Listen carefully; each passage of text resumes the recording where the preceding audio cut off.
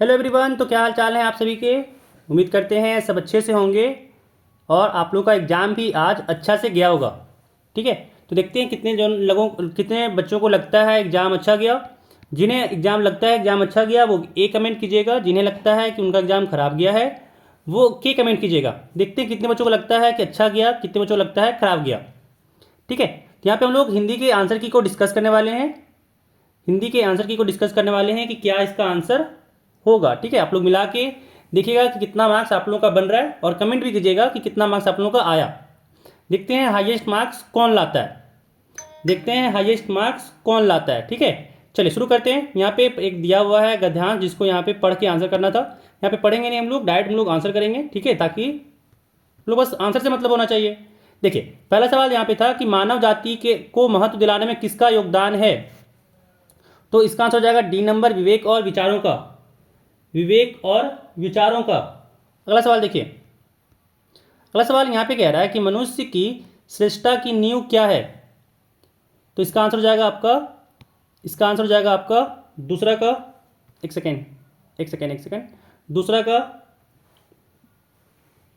दूसरा का यहाँ पे आंसर हो जाएगा आपका बी नंबर, सदविचार। ठीक है, सदविचार हो जाएगा दूसरा का। चलिए अगला सवाल देखिए, अगला सवाल देखिए तीसरा, कह रहा विचारों की पूंजी में क्या नहीं आता है। उत्साह, विवेक, तर्कशक्ति या बुद्धि। तो इसका आंसर हो जाएगा आपका ए नंबर, उत्साह। उत्साह नहीं आता है। चलिए अगला सवाल देखिए, कह रहा प्रस्तुत गद्यांश का उपयुक्त शीर्षक क्या होगा। प्रस्तुत गद्यांश का उपयुक्त शीर्षक क्या होगा। यहाँ पे हो जाएगा ऑप्शन नंबर डी, विचार शक्ति। ऑप्शन डी हो जाएगा विचार शक्ति। चलिए अगला सवाल देखिए, अगला सवाल यहाँ पे काव्यांश को पढ़ करके आंसर देना था, तो काव्यांश को नहीं पढ़ेंगे हम लोग, डायरेक्ट क्वेश्चन को देखेंगे। क्वेश्चन कह रहा है कि भगवान के डाकिये कौन है।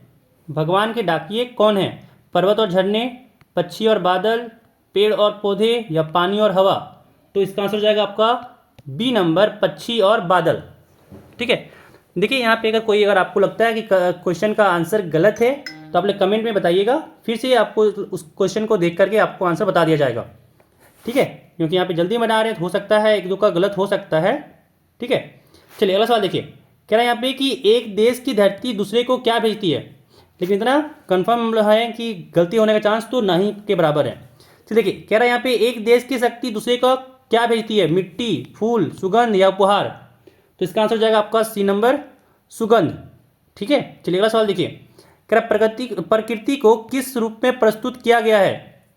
दुल्हन, आनंद, संदेशवाहक या मेहमान। तो सात का आंसर हो जाएगा आपका सी नंबर, संदेशवाहक। संदेशवाहक। चलिए अगला सवाल देखिए, अगला सवाल कह रहा है पेड़ पौधे, पानी और पहाड़ क्या बाँचते हैं। पत्र, चिट्ठियाँ, निमंत्रण या इनमें से कोई नहीं। तो इसका आंसर हो जाएगा आपका ऑप्शन नंबर बी, चिट्ठियाँ। ठीक है, चिट्ठियाँ हो जाएगा। चलिए अगला सवाल देखिए, अगला सवाल यहाँ पे कह रहा है सही विकल्प का चयन करना है हम लोग को। तो कह रहा है परिवर्तन शब्द में कौन सा उपसर्ग है। ठीक है, परिवर्तन शब्द में कौन सा उपसर्ग है। तो इसका आंसर हो जाएगा आपका सी नंबर, परी। ठीक है, परी। चलिए अगला सवाल देखिए, कह रहा है किस शब्द में इक प्रत्यय नहीं है। इक प्रत्यय नहीं है, तो ऑप्शन नंबर ए हो जाएगा आपका, धार्मिक। चलिए अगला सवाल देखिए, अगला सवाल यहाँ पे कह रहा है इस नदी में स्वच्छ पानी है। स्वच्छ कैसा विशेषण है। स्वच्छ कैसा विशेषण है। तो इसका आंसर 11 नंबर का आंसर हो जाएगा आपका डी नंबर, गुणवाचक विशेषण। ठीक है ना, गुणवाचक विशेषण, उसका गुण बता रहा है। चलिए अगला सवाल देखिए, कह रहा मानव का सही विशेषण रूप क्या है। मानव का सही विशेषण रूप क्या है। तो इसका आंसर हो जाएगा बी नंबर, मानवीय। मानवीय। ठीक है, चलिए अगला सवाल देखिए, अगला सवाल कह रहा है कि कवि का स्त्रीलिंग रूप होगा। कविता, कवित्री, कवियत्री या फिर कविताएं। तो कवि का आपका स्त्रीलिंग रूप होगा ऑप्शन नंबर सी हो जाएगा इसका आंसर, कवित्री। ठीक है, चलिए अगला सवाल देखिए, कह रहा है पुस्तक का बहुवचन होगा। पुस्तक का बहुवचन होगा। तो इसका हो जाएगा आपका पुस्तकें। ऑप्शन नंबर सी हो जाएगा, पुस्तकें। चलिए अगला सवाल देखिए, कह रहा है यहाँ पे कि कर्ता के ने चिन्ह का सही प्रयोग किस वाक्य में हुआ है। गाय घास खाती है, गाय ने घास खाई, गाय घास ने खाई या गाय घास खा रही है। इसका आंसर हो जाएगा बी नंबर, गाय ने घास खाई। अगला सवाल देखिए, अगला सवाल यहाँ पे कह रहा है कि अग्नि का पर्यायवाची शब्द कौन नहीं है। अनल, पावक, आग या अपूर्व। तो 16 का आपका आंसर हो जाएगा ऑप्शन नंबर डी, अपूर्व। चलिए अगला सवाल देखिए। अगला सवाल कह रहा है यहाँ पे कि प्रश्न का सही विलोम क्या होगा, प्रश्न का सही विलोम क्या होगा, तो इसका आंसर हो जाएगा ऑप्शन नंबर ए, अप्रश्न। चलिए अगला सवाल देखिए, कह रहा है छक्के छुड़ाना मुहावरे का सही अर्थ क्या है, छक्के छुड़ाना मुहावरे का सही अर्थ क्या है, तो यहाँ पे 18 का आंसर हो जाएगा ऑप्शन नंबर सी, परास्त करना, परास्त करना। चलिए अगला सवाल देखिए। अगला सवाल यहाँ पे कह रहा है कि अन्न अन्य का सही अर्थभेद कौन सा है, तो इसका आंसर हो जाएगा आपका ऑप्शन नंबर डी, पहला अन्न का मतलब होता है अनाज, दूसरा अन्न का मतलब होता है दूसरा। चलिए अगला सवाल देखिए।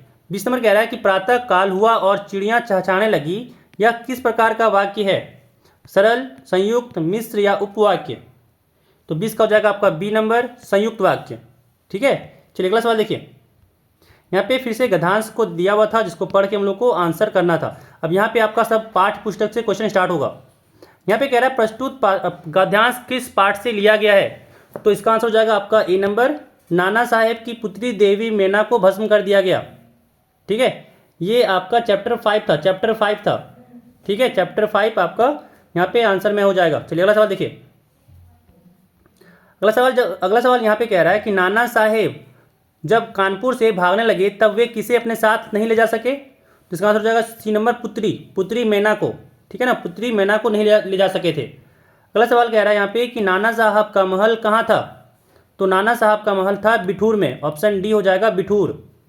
अगला सवाल देखिए, कह रहा है अंग्रेजों ने किसे अग्नि में भस्म कर दिया, नाना साहब को, बालिका मैना को, क्रांतिकारियों को, या फिर इनमें से कोई नहीं, तो यहाँ पर हो जाएगा बालिका मैना को। ठीक है, बालिका मैना को भस्म कर दिया था। चलिए अगला सवाल देखिए। यहाँ पे पद्यांश था जिसको पढ़ करके हम लोग को आंसर करना था, ये भी पाठ्य पुस्तक से ही है आपका।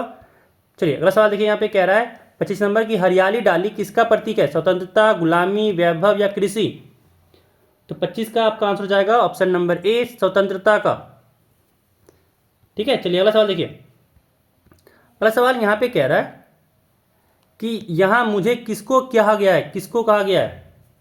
ठीक है, कैदी और कोकिला में यहाँ मुझे किसको कहा गया है, इसका आंसर हो जाएगा कैदी को कहा गया है। चलिए अगला सवाल देखिए। करेक्ट, कैदी का संसार कितने फुट का है, तो यहाँ पर हो जाएगा ऑप्शन नंबर बी, 10 फुट का। अगला सवाल देखिए। रणभेरी का क्या अर्थ होता है, युद्ध, योद्धा, बाजा या युद्ध का बाजा, तो युद्ध का बजने वाला बाजा को हम लोग कहते हैं रणभेरी, ऑप्शन हो जाएगा यहाँ पे डी। ठीक है, युद्ध का बाजा। चलिए अगला सवाल देखिए। कह रहा है 29 से 40 तक के सही विकल्प का आंसर करना है हम लोग को, चयन करना है हम लोग को। कह रहा है हीरा और मोती, हीरा और मोती किस जाति के बैल थे, तो इसका आंसर हो जाएगा पूरा जर्सी, पछाई, साहिवाल या थारपकर, तो इसका आंसर हो जाएगा बी नंबर, पछाई। ठीक है, पछाई इसका आंसर हो जाएगा। अगला सवाल देखिए। यहाँ पे कह रहा है उपभोग भोग ही सुख है, यह पंक्ति किस पाठ की है, दो बैलों की कथा, सांवले सपनों की याद, उपभोक्तावाद की संस्कृति या लहासा की ओर, तो इसका आंसर हो जाएगा आपका सी नंबर, उपभोक्तावाद की संस्कृति। चलिए अगला सवाल देखिए। अगला सवाल यहाँ कह रहा है गुरुदेव कुछ दिनों के लिए शांति निकेतन छोड़कर कहाँ चले गए, ज्ञान निकेतन, भक्ति निकेतन, श्री निकेतन या श्रद्धा निकेतन, तो 31 का आपका आंसर हो जाएगा सी नंबर, श्री निकेतन। चलिए अगला सवाल देखिए। अगला सवाल यहाँ कह रहा है कि महादेवी वर्मा को कविता सुनाने पर पुरस्कार स्वरूप कैसा कटोरा मिला, सोने का, चांदी का, स्टील का या फिर पीतल का, तो इसका आंसर हो जाएगा बी नंबर, चांदी का कटोरा मिला था। चलिए अगला सवाल देखिए। अगला सवाल यहाँ पे कह रहा है कि ग्रामश्री कविता में कवि ने किसे हरता जनमन कहा है, शहर, गांव, तालाब या जंगल, तो इसका आंसर हो जाएगा आपका बी नंबर, गांव, गांव को कहा है। चलिए अगला सवाल देखिए। अगला सवाल यहाँ पे 34 नंबर कह रहा है कि कवि ने किस दशा को अमराज की दशा बताया है, दिशा बताया है, किस दिशा को अमराज की दिशा बताया है, पूर्व, पश्चिम, उत्तर, दक्षिण, तो इसका आंसर हो जाएगा आपका डी नंबर, दक्षिण को बताया है। चलिए अगला सवाल देखिए। कह रहा है यहाँ पे अगला सवाल कह रहा है कि कबीर दास किसके विरोधी थे, पाखंड के, कर्मकांड के, भेदभाव के या फिर इनमें से सभी, या फिर इनमें से सभी, तो 35 का आपका आंसर हो जाएगा ऑप्शन नंबर डी, इनमें से सभी। चलिए अगला सवाल देखिए। 36 नंबर कह रहा है यहाँ पे कि कवि रसखान मनुष्य के रूप में किस गांव के बाल गवाल बनकर जन्म लेना चाहते हैं, गोकुल, मथुरा, द्वारिका या प्रभास, तो इसका आंसर हो जाएगा आपका option number A Gokul, Gokul के। चलिए चलो अगला सवाल देखिए। अगला सवाल यहाँ पे कह रहा है कि माटी वाली किस शहर में माटी बेचने जाया करती थी? बिजनौर, बुलंदशहर, हापुड़ या टिहरी? तो इसका आंसर हो जाएगा आपका ऑप्शन नंबर डी, टिहरी जाती थी। चलिए अगला सवाल देखिए। अगला सवाल 38वां नंबर कह रहा है गोपाल प्रसाद विवाह को क्या मानते थे? गोपाल प्रसाद विवाह को क्या मानते थे? शुभ कार्य, रीति रिवाज, बिजनेस या परंपरा? तो इसका आंसर हो जाएगा, गोपाल प्रसाद का आंसर हो जाएगा ऑप्शन नंबर सी, बिजनेस। वो बिजनेस मानते थे। चलिए अगला सवाल देखिए। कह रहा है यहाँ पे कि लेखिका की दादी किस प्रकार के व्यक्ति को सही राह पर ले आई? एक झूठे व्यक्ति को, एक शराबी को, एक अपाहिज को या एक चोर को? तो इसका आंसर हो जाएगा आपका ऑप्शन नंबर डी, एक चोर को। ठीक है, चोर को वो सही राह पर ले आई थी। अगला सवाल देखिए, आखिरी सवाल ये है, कह रहा है इस जल प्रलय में, है ना, इस पाठ में किस प्राकृतिक आपदा का वर्णन किया गया है? भूकंप, बाढ़, सूखा या फिर भूस्खलन? ठीक है, या फिर भूस्खलन? तो इसका आंसर हो जाएगा आपका ऑप्शन नंबर बी, बाढ़ का। ठीक है, ऑप्शन नंबर बी हो जाएगा, 40 का बी हो जाएगा ऑप्शन बी, बाढ़। तो यहाँ पे आपका 40 आंसर सही है, तो मतलब 40 क्वेश्चन का यहाँ पे कंप्लीट हो गया। 40 का एक डाउट हो रहा है, बाढ़ या फिर भूस्खलन। कमेंट में जरूर बताइएगा, बाढ़ या फिर भूस्खलन। ठीक है, इसमें थोड़ा सा डाउट हो रहा है, बाढ़ या फिर भूस्खलन, ये दोनों में से कोई एक होगा। इसमें डाउट है थोड़ा सा, इसमें आप लोग कंफर्म कर लीजिएगा, कमेंट बता दीजिएगा। जिनको आता होगा कमेंट जरूर बताइएगा कि यहाँ पे बाढ़ होगा या फिर भूस्खलन होगा। ठीक है, ये दोनों में डाउट हो रहा है कि बाढ़ या फिर भूस्खलन, क्योंकि जल प्रलय में है तो यहाँ पे शायद हो सकता है बाढ़ हो, इसीलिए बाढ़ हम कह रहे थे।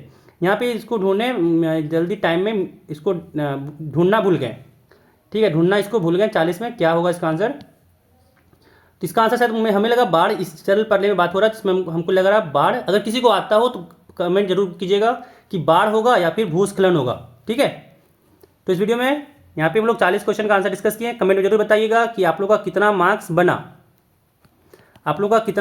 कमेंट में जरूर बताइएगा। ठीक है, कमेंट में जरूर बताइएगा। और अगर आप हमारे चैनल पर नए होंगे, चैनल को सब्सक्राइब कर लीजिएगा, साथ ही साथ वीडियो को लाइक कर दीजिएगा। ठीक है, एक लाइक तो बनता है। इस वीडियो में बस इतना ही, मिलते हैं फिर अगले वीडियो में।